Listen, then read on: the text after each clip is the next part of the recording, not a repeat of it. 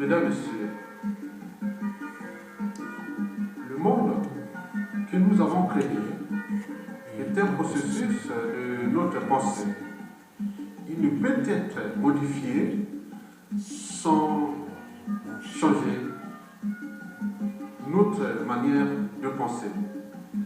Et j'ajouterai d'ailleurs qu'il ne peut être modifié sans changer nos mentalités, notre conscience, nos habitudes, nos comportements individuels et collectifs sur différentes échelles sociétales. Mesdames, Messieurs, des chercheurs ont montré que notre bien-être ne dépendait pas seulement de notre activité, mais aussi du fait que nous étions présents ou non à ce que nous faisons.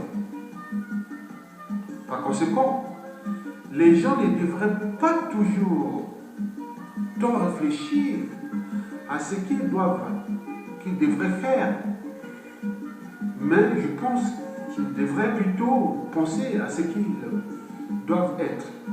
Mesdames, Messieurs, les études sur les indicateurs subjectifs de bien-être montrent que le plus important n'est pas le niveau de confort matériel en lui-même, mais le niveau des inégalités. Plus les inégalités sont fortes, plus le sentiment de mal-être sera fort.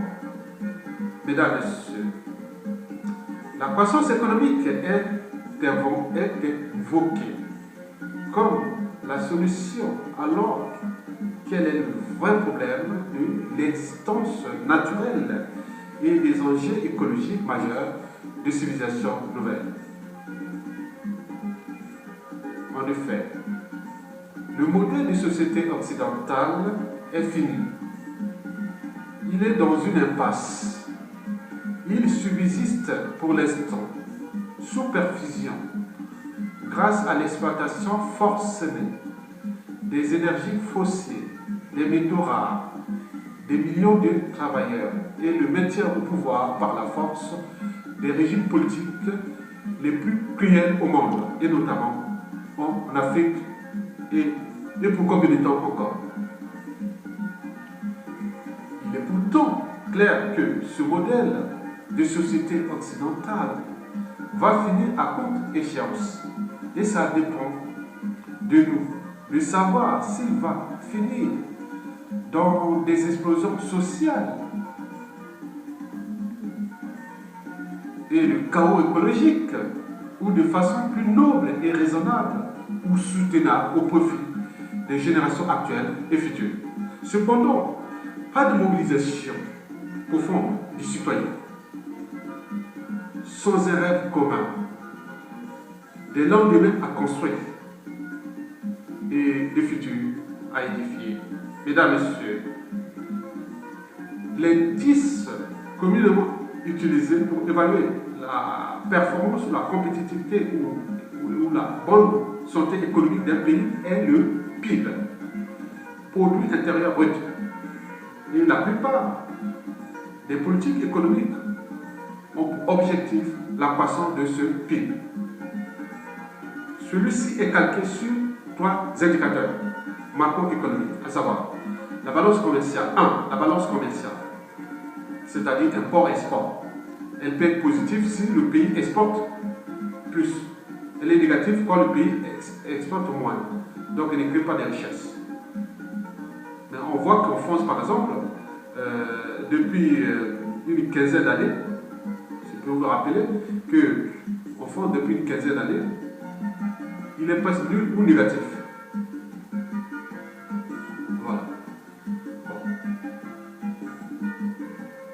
Donc, est-ce que la condition humaine en France est-elle désastreuse? L'accès à l'eau, à l'énergie, au transport, à l'éducation et autres, c'est désastreux. Si on se base que sur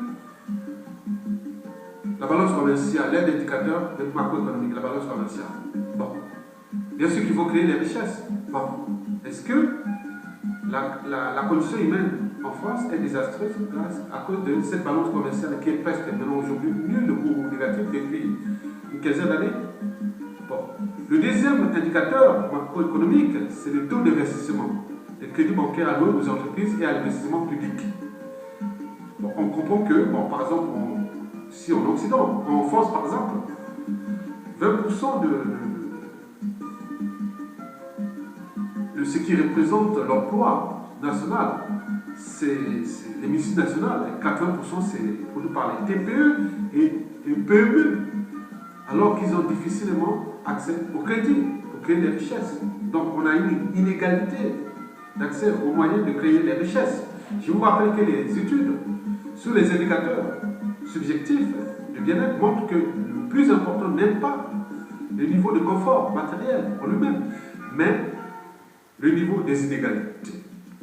Plus les inégalités sont fortes, plus le sentiment de mal-être est fort. Mesdames et messieurs, le troisième indicateur, c'est le taux de consommation intérieure. On calcule tout le pouvoir d'achat, les niveaux de pension, salaire, les minima sociaux, l'emploi. Bon. En France, bon, les gens touchent les allocations familiales, ils ont des minima sociaux, ils ont un salaire parfois des merdes. Bon, d'autres ont des bons salaires. Est-ce que, bon, pourquoi les gens sont toujours inquiets de l'avenir?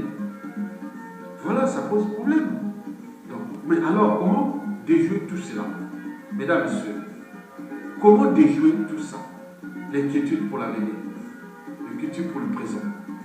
Mesdames, Messieurs, pourtant, le bouton, un petit État asiatique coincé entre l'Inde et la Chine, a mis au point une batterie d'indicateurs et un nouvel indice pour mesurer son niveau de vie. Le BNB, ou Bonheur National Brut. L'originalité de cet indice, la prise en compte des facteurs non économiques déterminant le niveau de satisfaction de la population. Cet indice de Bonheur National Brut sert d'objectif pour mesurer le progrès que fait le bouton au-delà du PIB. Cela est plus évidemment des aspects économiques, même le gouvernement bhoutanais ne juge pas la performance de son économie et son pays à l'aune du PIB, mais à l'aune de ce BNB qui permet de voir s'il progresse ou non. La façon dont il utilise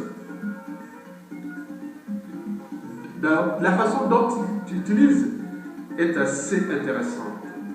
Ils ont en effet élaboré des critères pour chacune des dimensions au-dessus desquelles ils constituent ou ils considèrent qu'ils ne font pas assez d'efforts et qu'ils ne font pas assez bien.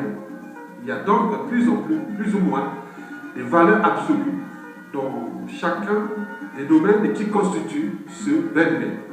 Alors, quand ils prennent des décisions politiques, ils décident de mettre l'accent sur ces domaines pour améliorer justement ceux dans lesquels ils estiment, à la lumière des indicateurs qu'ils ont collectés, qu'ils ne font pas assez bien. Mesdames et Messieurs,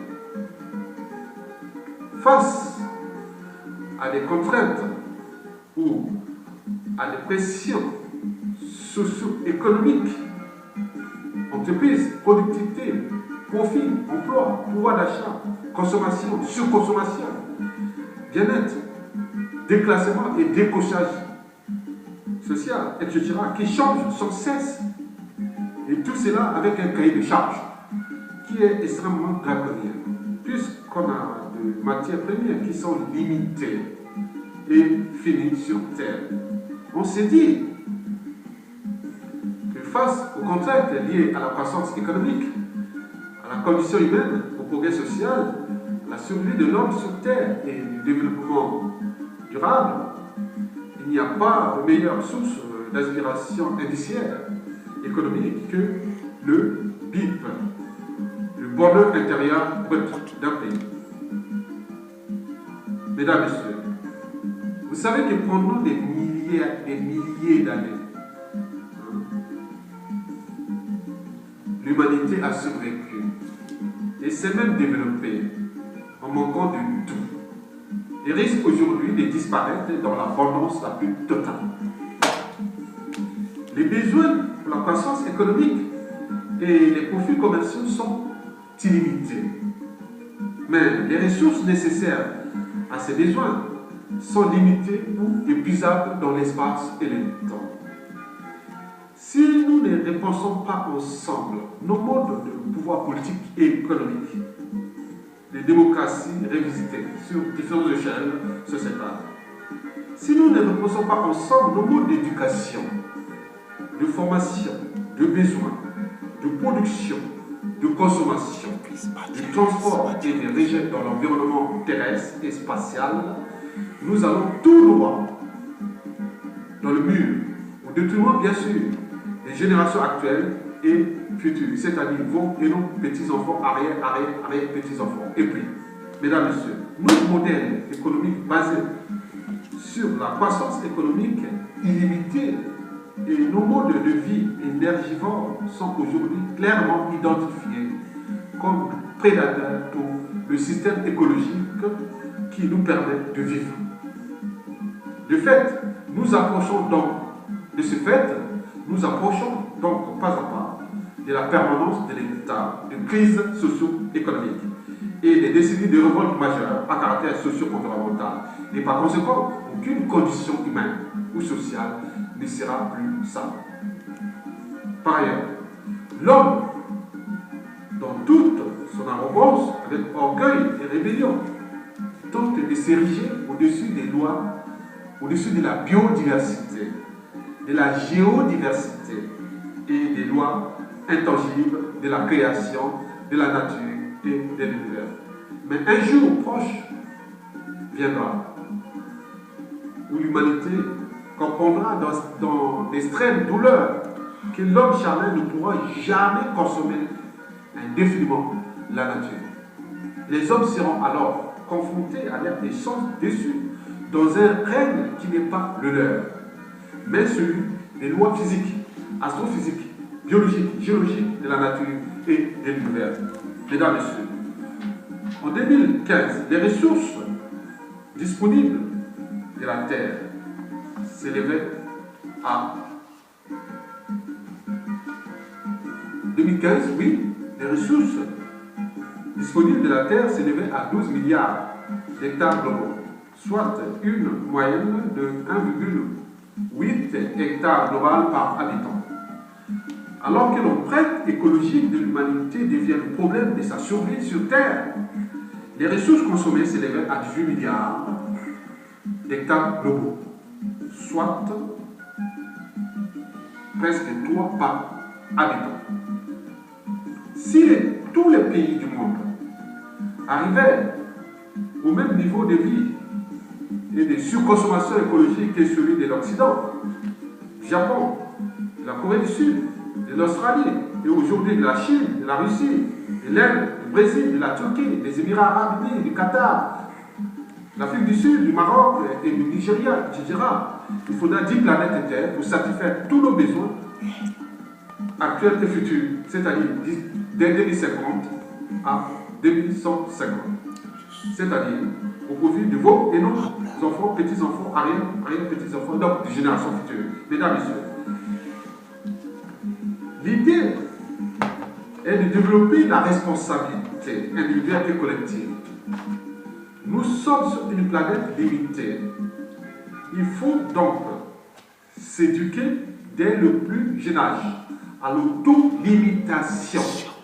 Et cela doit imprégner toutes les structures de nos sociétés. Mesdames, Messieurs, l'idée n'est pas de retourner à la bougie, bien entendu, mais de nous orienter vers un style de vie qui accorde aux choses matérielles leur place propre et légitime, c'est-à-dire la seconde place et non la première. C'est ce que j'appelle le bonheur intérieur brut, en transition économique avec le produit intérieur brut.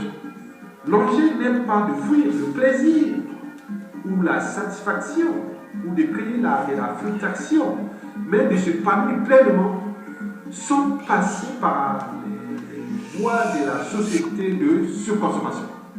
Mesdames et messieurs, un changement de paradigme est nécessaire. Il faut changer radicalement sa vision de la réalité car le modèle n'est pas aménageable. Se mettre sur la voie du changement le plus vite possible est essentiel. Il faut retrouver de la diversité culturelle, sociale, économique et écologique.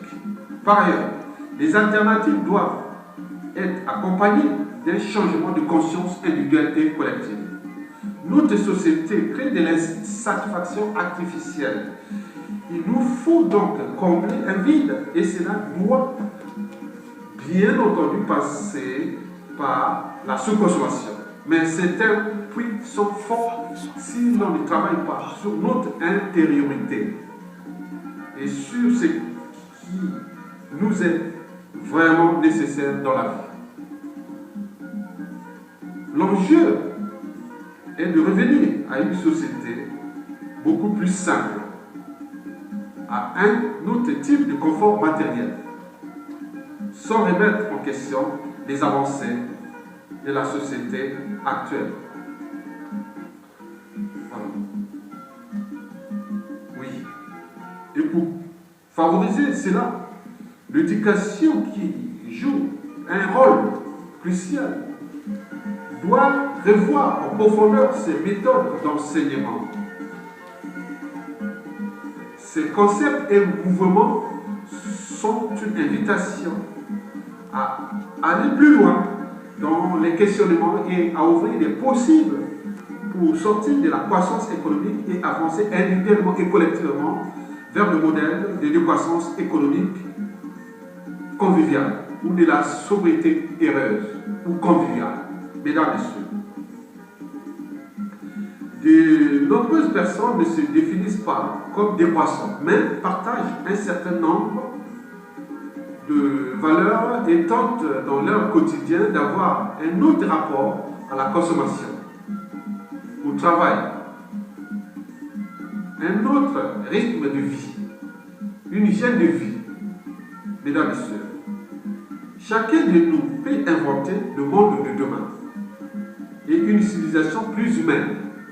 Cela passe par des mesures concrètes, mais doit impérativement être accompagné par un renouvellement philosophique et un changement en profondeur de notre rapport avec notre environnement naturel, économique et social. Cela commence par se changer soi-même. Oui. Connais-toi toi-même. Le dilemme actuel est que ces processus demandent du temps et que nous en avons de moins en moins. Mesdames et messieurs, la transition économique est une nouvelle éducation civique de la consommation responsable, Soutenable d'ailleurs. le développement de l'éco-citoyenneté, c'est clair, et le renforcement des sociétés libres, éduquées et civilisées, plus que jamais démocratiques. Mesdames, Messieurs, je vous remercie.